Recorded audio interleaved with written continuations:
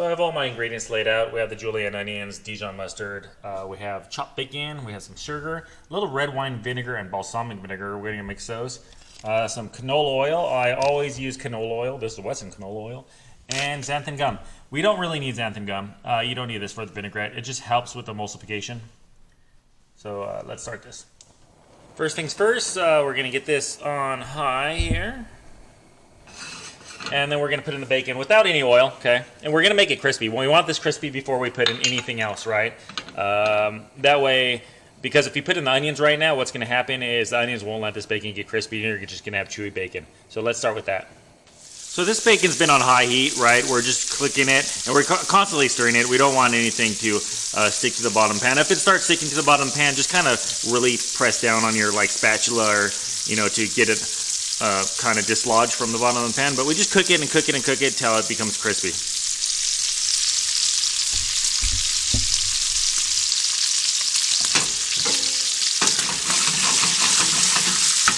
All right, bacon's crispy. Next, we're gonna add onions. And I had about 4 pieces of bacon, and this is like half a large red onion. I don't really use recipes.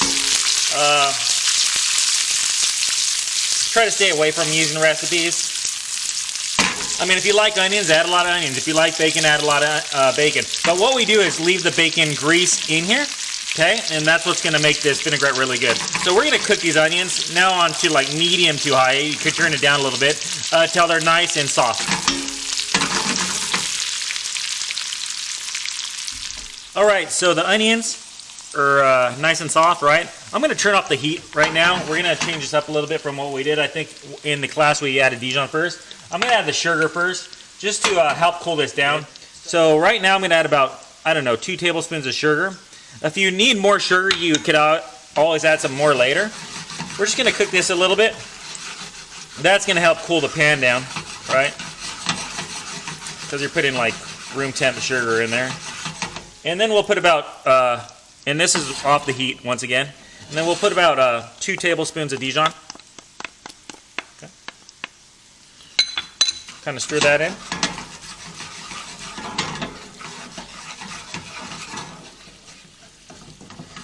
And we'll put one splash of red wine vinegar. If you don't have red wine vinegar, just use straight balsamic vinegar. And about a bigger splash of balsamic vinegar, if I could get this off, which I can't, so I'm going to get another bottle. All right, Kirkland balsamic vinegar. I'm going to put a big splash of this. Okay. Now what I'm going to want to do is I'm going to want to get a whisk. Okay, and then I'm going to whisk in some oil. I do canola oil. By the way, if you have xanthan gum, at this point you could put a pinch of xanthan gum in this. That will help the vinaigrette from breaking too. And so here's that xanthan gum. That's how it looks, right? I'm just going to put a pinch of this in.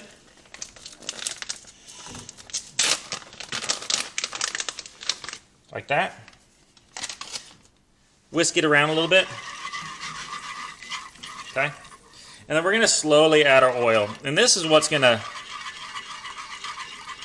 make it break or not break. If we add this really fast, it will break. If we add it slow, because we want it to emulsify, it's not going to break, right? The more oil you add, the thicker it's going to get. And if it gets to a point where it's super thick, then we're just going to add a little water to thin it out. We add enough oil to get rid of some of that acidity, because right now it's just pure vinegar in the pan, so we add enough oil till it's really nice. It's nice and well balanced, right? So we're going to do this slowly till it becomes thicker.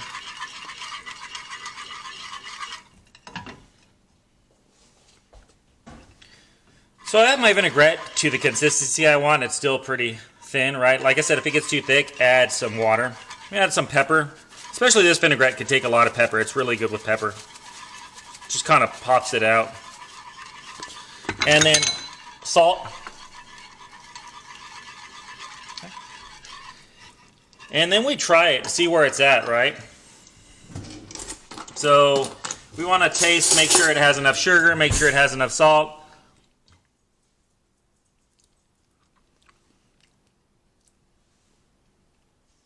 And it's good. Really good. So that's how you make the warm bacon vinaigrette. That I ever had. All right, on to chicken marsala. Chicken marsala is next. We'll show you all the tips and tricks I have for chicken marsala. Make sure everything comes out good. Remember, guys.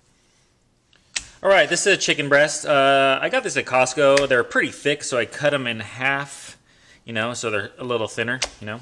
Also, on chicken marsala, you can pound it out so it's nice and thin. It's always cool to have it like that. Anyways, use kosher salt. We season. Every time we work with meat, we season both sides. This is kosher salt. You buy a big box for like $2.50 at H-E-B. Highly recommend it. It's a good cooking salt. You could feel how much it is, how much you're putting on it. You can feel it in your fingers, right? Iodized salt's really thin. You end up putting a lot on it and it just over seasons, and it breaks down in the cooking process. Anyways, pepper. We use kosher salt and sea salt in the restaurant, but we mostly use kosher salt. Sea salt's only for finishing things because it's expensive, right? So we use it to finish steaks. Right before it goes out, we put sea salt on top or scallops, something like that, but it's mostly always kosher salt. Once you're done seasoning the chicken breast, what we're going to do is just get all-purpose flour, and this all-purpose flour also has pepper and salt in it, and then we just coat the chicken breast like this, and then you're going to have a chicken breast like that, and that's all you're looking for, right? So let's turn our pan on high. When I'm doing anything that has flour on it, I like cooking with a lot of fat. So I use butter because butter is rich and it makes things really good, right? Everything's better with butter. And then add a little oil to the pan too, okay? We're going to have a nice amount of fat in this pan. What happens is if you don't have a nice amount of fat and there's any dry spots that doesn't have fat on the pan, the flour tends to burn. So we're going to cook this on like medium to medium-high heat after this melts, right? Get it brown on both sides and then go from there. You could finish it in the oven like we did in class, 400, 500 degree oven, just pop it in for about 7 minutes and then take it out, then the chicken be done like that. I'm gonna just do this stovetop. You could also do a stovetop. We just keep on cooking at both sides of medium heat till it's done, okay? All right, so the fat's melted in the pan almost all the way, just a little bit more. At this point, we can put our chicken in it, right? And cook it. I'm cooking it on medium to medium-high heat, right? We're going to cook it till it's brown. If it's not getting brown, if it stays like white, turn up the heat. The higher the heat, the faster it's going to brown, right? A lot of times, too, you don't want to overcrowd your pan. So if you're cooking multiple pieces in a big pan, you could let the pieces touch each other, but don't put them on top of each other, right? What happens with that, though, is you probably need a higher heat because the more things that are in a pan, the more cooler your pan is, and it takes longer to cook, right? And things will start steaming instead of like cooking properly. So just turn up the heat if things aren't browning. As this is cooking, you could see where it's at. Just turn it over, flip it over. Oh, look it. Nice golden brown, so it's ready to be flipped over. We'll just turn down the heat and let it finish cooking on low on the stovetop, or like I said, just throw it right in the oven.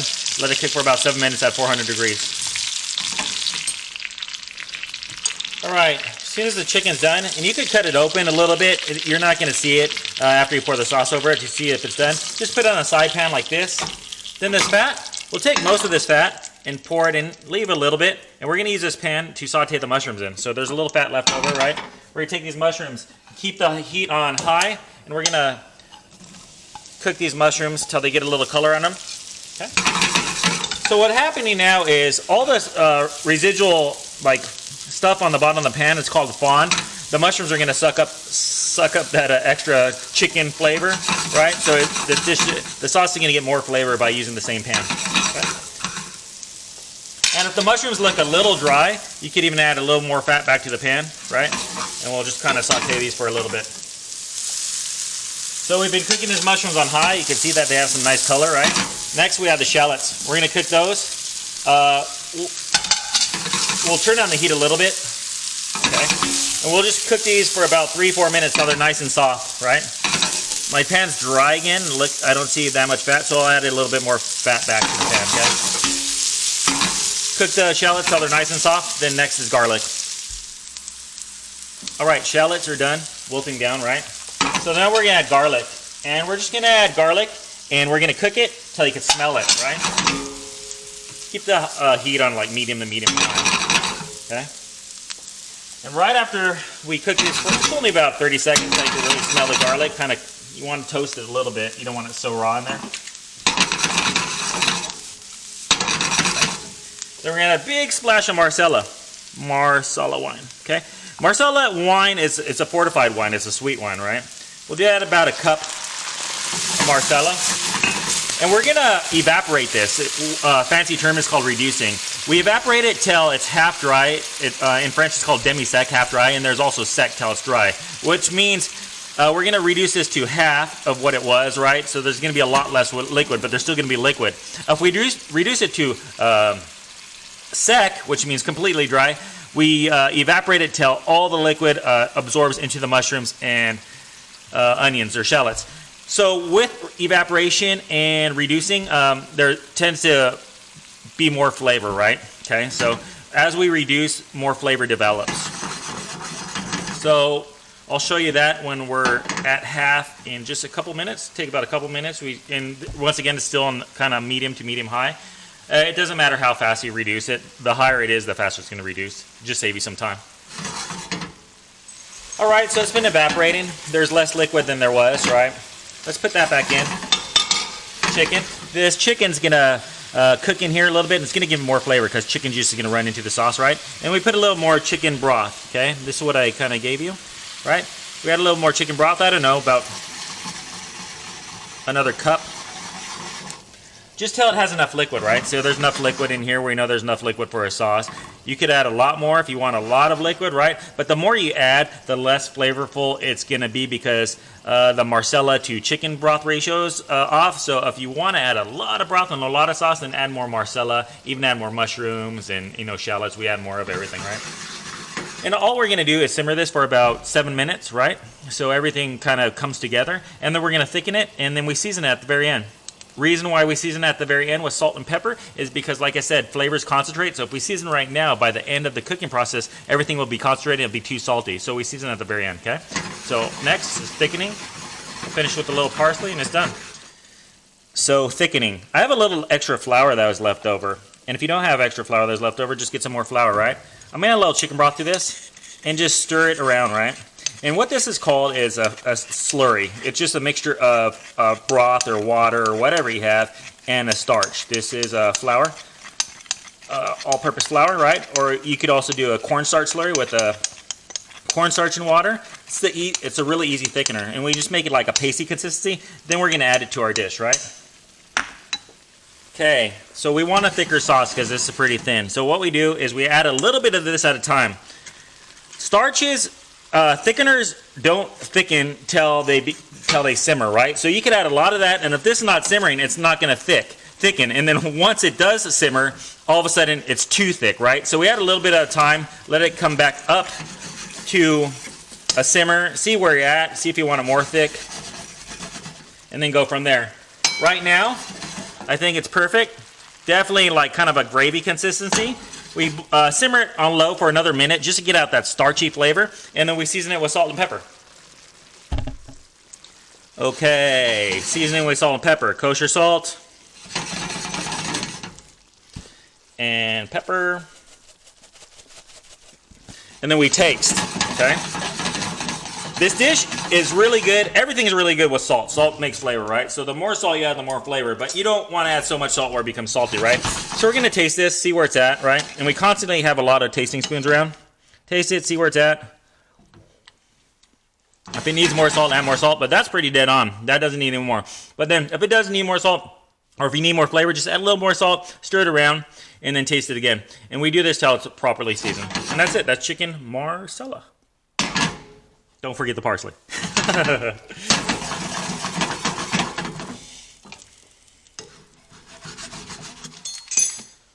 One more thing I forgot to tell you. For extra flavor, if you have another chunk of butter, just throw a big chunk of butter in there and melt it down. Then it's going to be super rich and delicious. Okay? French always finish sauces with butter like this. It's called Mount au beurre. Mount with butter, right? That's it. Let it melt in there and you're done.